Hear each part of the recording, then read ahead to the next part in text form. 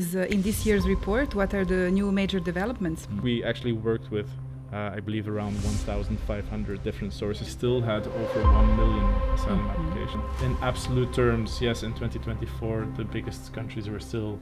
We often see information that are not reliable. What is the role of the Asylum Report in addressing this myth? Especially the political narrative now is international protection is no longer seen necessarily as a solution. We have seen throughout the years also major conflicts. This will definitely lead to people in Gaza cannot leave Gaza. We do a lot of work on this and helping member states preparing for the pact. You had to select one takeaway.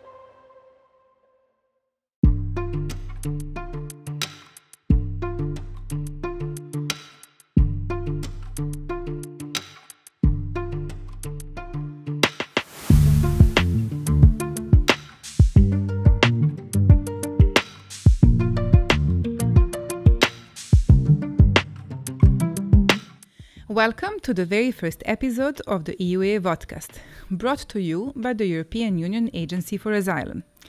We are an EU agency supporting member states in implementing the common European framework for asylum, international protection and reception conditions. We will bring you the latest news and updates from the agency, along with insightful interviews with EUAA staff on key topics in the field of asylum. In today's episode, we will spotlight the agency's flagship report, the EUAA Asylum Report. But before we dive into today's content, let's hear a few words from Nina Gregori, the Executive Director of the EUAA. Welcome to the very first episode of the EUAA's new video podcast, which we're simply calling the EUAA Vodcast. In a world that's constantly changing, we know that how we share information needs to keep up. That's why we have decided to go beyond traditional media formats to bring you something fresh and engaging. Asylum and reception are complex topics that are often oversimplified. Our new video podcast will try to bridge this gap. We aim to not only give you the latest updates from our work, but also to discuss topics in a more engaging way directly with professionals involved in these areas. At the same time, we want to ensure that we present what is interesting and relevant to our audiences through the voices of our experts and of people working on asylum and reception. Whether you are on the go or just relaxing at home, I hope this format will bring you the updates about the agency's work in a way that is both informative and also interesting. Stay tuned for more. This is just the beginning, and we can't wait to share what's coming next.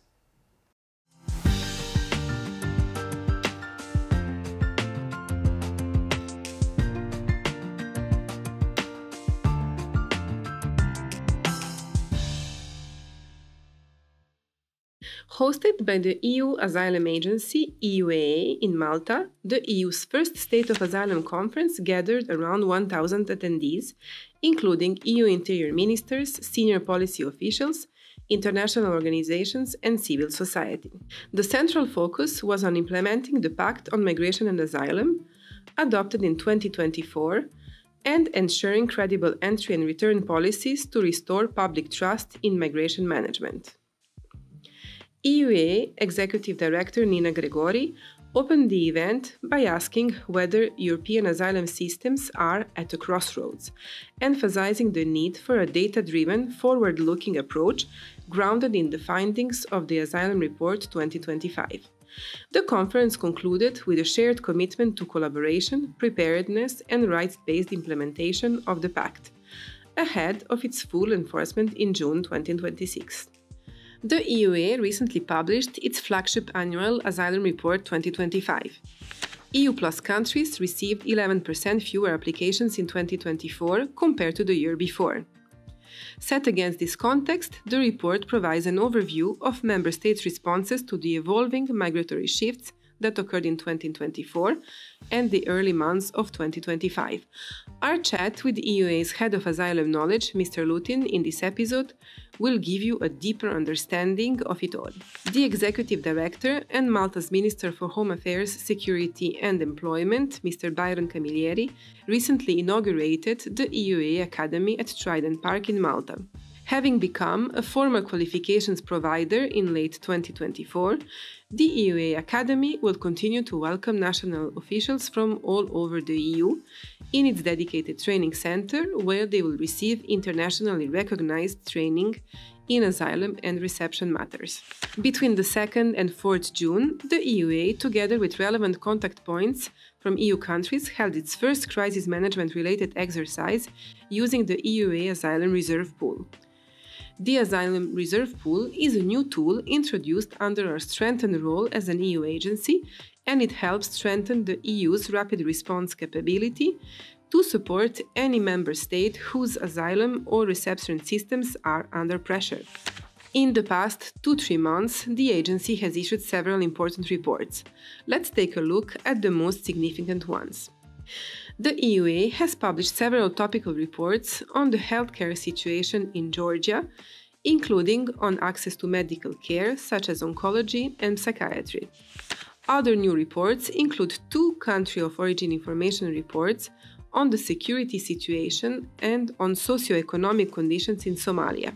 These aim to give national case officers impartial and objective information on the situation when assessing asylum claims from Somali nationals. The EUAA also recently published 2 guidance documents on how EU countries should handle asylum requests from Syrian and Sudanese nationals. These are based on country of origin information published earlier this year. The reports provide analysis and guidance on how national asylum authorities should assess the claims being presented by asylum seekers from Somalia and Syria. These guiding documents are agreed by member states, though their national authorities take the final decision on individual cases. Other recent updates include a second roadmap for cooperation between the agency and the Egyptian authorities, a compilation of judicial cases relating to international protection handed down between March and May 2025, and the annual report on the EUA's training activities. We are also making important progress on helping EU countries implement the asylum and migration reforms they agreed to in May 2024, with recent guidance on remote interviews and our new practical guides on family tracing. All this and much more can be found on our website. Hello everyone, I am now joined by Ward Lutin, who is the head of the EUAA's Asylum Knowledge Centre and who is a colleague who has been with the agency for more than 12 years, watching the transition from the European Asylum Support Office to the European Agency for Asylum that it is today. So he's perfectly placed to take us on a trip a bit back to the past to explore the very important topic that we have in our first ever EUAA Vodcast, the Asylum Report. So welcome, Ward, to our first episode. Thank you very much, Nina. I'm honored to be your first guinea pig. A guinea pig, okay. And with this, I would like to ask you, Ward, to go a step back and go a bit in the past and tell us how the report started, where were the origins, how it evolved, and how we came to what we have today. Mm-hmm. There's quite a lot of history already, actually, to this report. When I started in December 2012, there was already a first annual asylum report. Actually, we called it Annual Report on the Situation of Asylum in the EU. That was the official name, directly stemming from the EASO regulation. I then became responsible also for the production of the next reports. And then, of course, I handed it over to very dedicated teams. In the beginning, there was almost no one. When I arrived, we were 30 people in EASO. Now, of course, we have much better teams. I think overall, of course, throughout the years, the quality of the report has increased tremendously. I wouldn't even dare to open the old ones, honestly. But also the source base has changed. The level of collaboration on the report has changed. The depth of data analysis, depth of analysis of all the information. So it's much more targeted now. We have a much shorter, more concise report, which we combined with country fact sheets. So you will still find very specific country information and some targeted data per country. Talking about this, maybe you can tell us what is in this year's report, what are the new major developments? I think 2024, because that's the main focus, of course, of the 2025 Asylum Report. We're talking about 2024 plus the first months of 2025. There have been some key developments. I think the most important one is related to the pact, the European Pact on Migration and Asylum. It's something everyone is talking about now. It's it's a whole new set of rules that hopefully will be a bit of a game changer in the sense of doing a hard reset of procedures, introducing new concepts, finding this balance between solidarity and responsibility, which we always talk about in the EU, introducing things like mandatory border procedures and screening, but also a lot of safeguards when it comes to vulnerable people.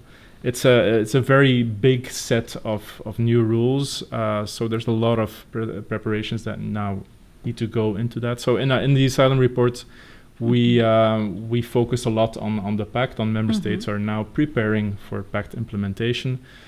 This will definitely be also the focus of the next year's report, because actually the entry into application of the new pact will be June 2026, so next year, half of the year. But there's a lot of work ongoing. I think for a long time in the year 2024, we saw actually a continuation of the previous trends, a trend that was increasing. We saw still very high numbers of asylum applications.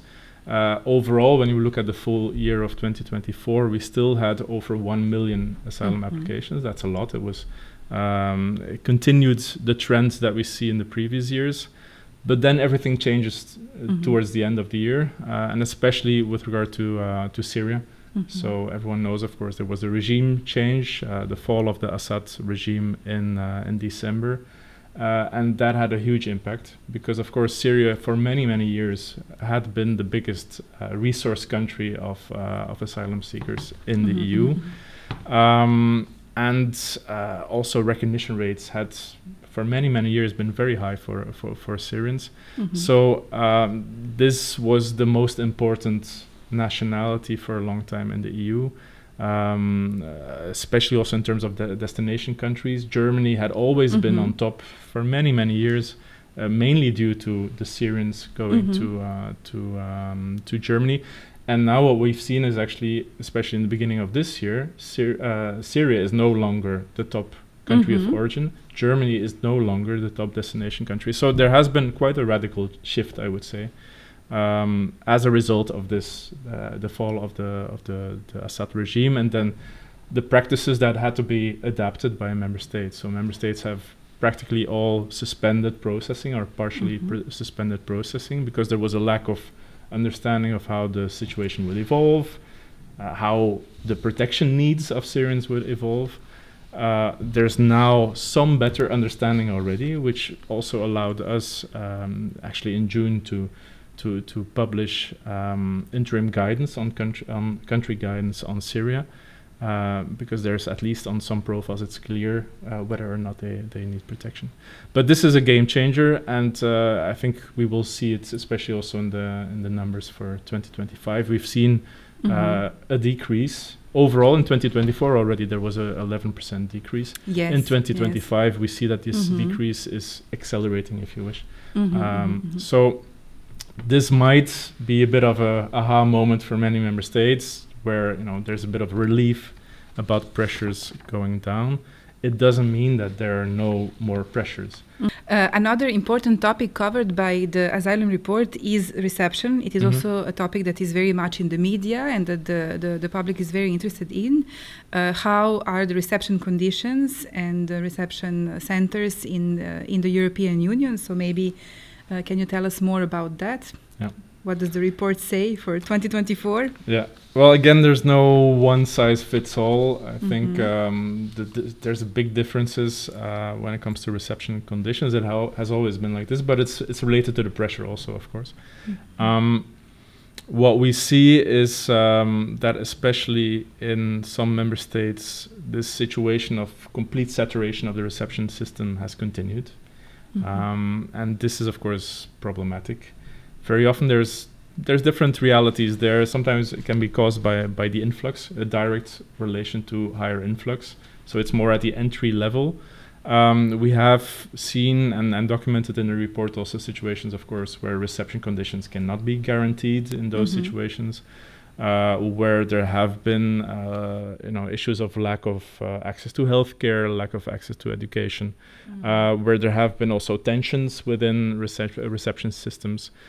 We've seen a trend, if you wish, towards more restrictive measures also, where member states would introduce measures to, in a way, make reception less attractive, or just to make sure that, especially for certain categories of applicants, which are considered to be not necessarily the main targets for long-term reception, to make it more difficult for them to stay for a long time in reception.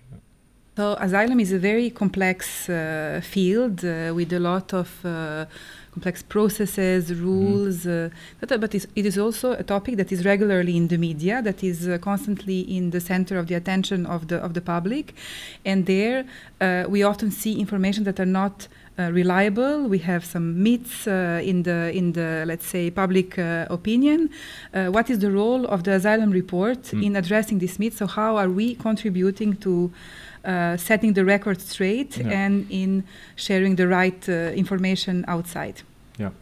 No, indeed, I think that's one of the biggest problems we have now. It's not new, of course, but especially the political narrative now is very negative. International protection is no longer seen necessarily as a solution for protection needs of some people. It's more seen as a problem. And we see in general also this shift in narrative, and it trickles down in a way also to the practitioner level of focusing much more on security, on protecting borders, protecting the European society as a whole against migration, rather than the traditional definition of asylum as being international protection granted to those in need of protection coming into the EU. So this is something, of course, we take note of, but especially when it comes to those myths or misinformation, like you mentioned, I think it's really important to have indeed the right information. Now, we make sure that we don't just rely on a few sources, which, let's face it, many sources have their own agenda, whether it's in one way or the other. But it's especially the wide variety of sources that helps us really render this report into an objective piece of work. We actually worked with I believe around 1,500 different sources. Yes, so that's quite I was also very impressed by this number. Yes. Yeah, of course, we shouldn't fixate too much on this number, but it does show that we want to really cover the whole spectrum, and there is a validation system. It's not like we just use any type of information. We always try to corroborate with different types of sources. We use member states, national administrations information, but also information from international organizations, civil society organizations, academia. Yeah. So in that sense, we do hope that by providing information that is correct, that is validated, that has been validated also by member states, because the Asylum Report is not just our report, it's also adopted by our management board, so it has a formal status. The Asylum Report is indeed our flagship report that is now reference point for all policymakers and professionals in the field of asylum. But we produce a wealth of other documents that are very valuable for the work of all asylum practitioners, academia, and a range of other professionals interested in asylum. Do you want maybe to give us a quick overview of this? I know it is very hard because there are so many products, but if you had to select a few. Yeah, and this is really the bread and butter of the Asylum Knowledge Centre, so I can talk for hours about this, but maybe just when it comes to the information field, let's say, yes, indeed, the Asylum Report is one piece of information. In a way, it's a consolidation of a lot of the information that we collect on a daily basis. We actually have whole teams who constantly collect information, who put these in databases. An important field, for instance, is also information and analysis on countries of origin, because of course you cannot take any decisions on asylum applications if you don't know what the protection needs the situation are in that country. So there's a lot of work going on that. Even medical country of origin. Even medical country of origin, because we see that this is a growing field actually, where very often applicants claim not to be able to go back because of the lack of medical treatment, lack of access to medical treatment. So this is something that we have been asked, and it's very clear also from member states that this is a priority area, and so we work on that as well. But yes, we have a lot. There's a lot in the public domain already. Maybe one thing that is very useful when it comes to asylum data, we have of course asylum data integrated in the Asylum Report, but we also have on our website the latest asylum trends webpage, which has evolved a lot throughout the years. We have a lot of information there about the basic indicators on applications, decisions, pending cases, recognition rates, with a whole narrative and also the possibility to select countries with drop-down lists, etc. So this is definitely something I would recommend for those who don't know it and are in need of data. This is really the place to go. Exactly. Talking about the website, we have here the Asylum Report and even the short summary. They can both be found on our website together with the additional enhancements that you have done this year on the Asylum Report. Another question that comes often to us is how asylum is reacting to external factors that are beyond our control, and we have had a lot lately, from conflicts to climate change, rising geopolitical tensions in different parts of the world. So how are they influencing asylum, and how are we dealing with this type of topics at EUA?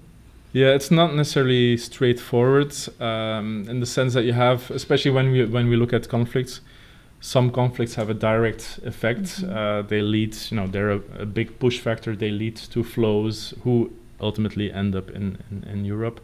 But it's not automatic. We have seen throughout the years also major conflicts where ultimately there were no high numbers of applicants. So there's a lot of these intermediary factors which play a role, which can be just whether these people can actually leave the country, whether they can leave the region, whether there is a protection space within the region where maybe they might find protection already.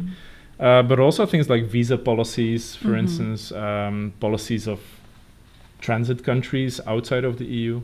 So there's a lot of things. For instance, Yemen has been a conflict for many, many years. We haven't seen high numbers of people from Yemen. Sudan, one of the biggest humanitarian crises in the last few years. There are Sudanese applicants, but in a way, the numbers are still fairly low compared to the size of the issue. At the same time, there's 1 million asylum applicants, mostly from Sudan, in Egypt.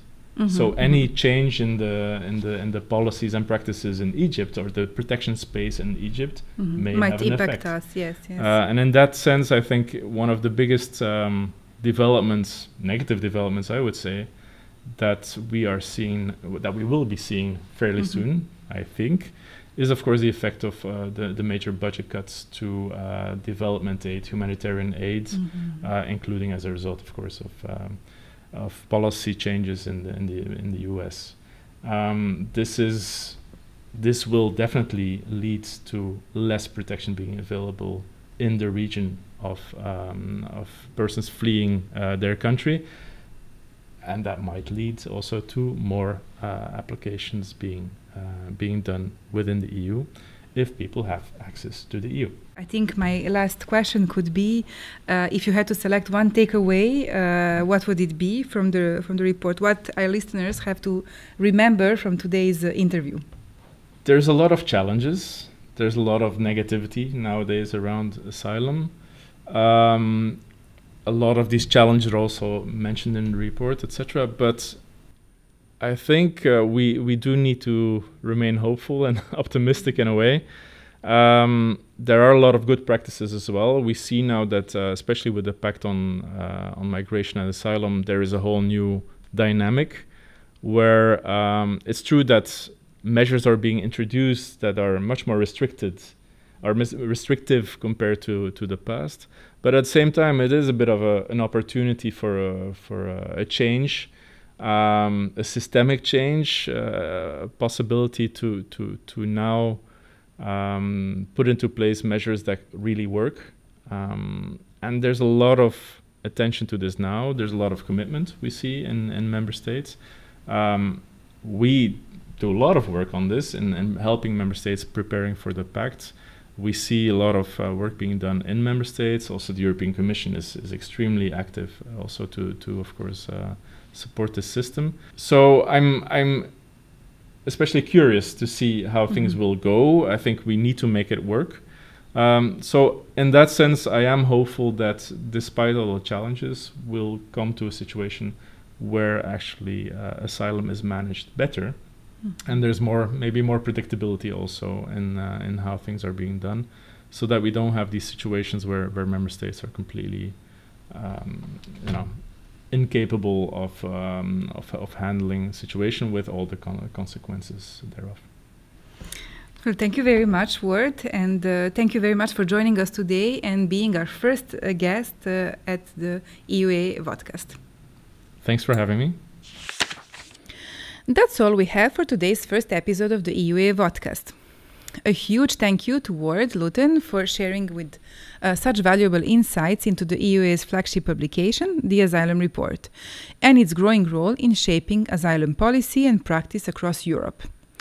We have gained a clearer understanding of how this annual report has evolved over time, the collaborative work that goes into producing it, and the way it helps make a complex data and trends accessible to a wide audience, from policymakers to the general public.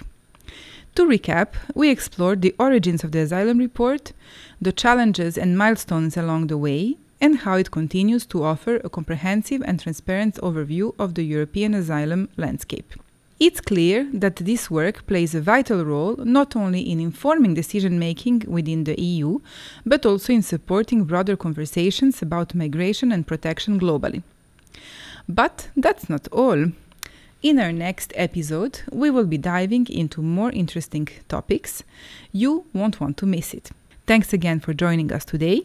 Be sure to stay tuned for the next episode and don't forget to follow the EUAA on social media so you never miss any updates. Until next time!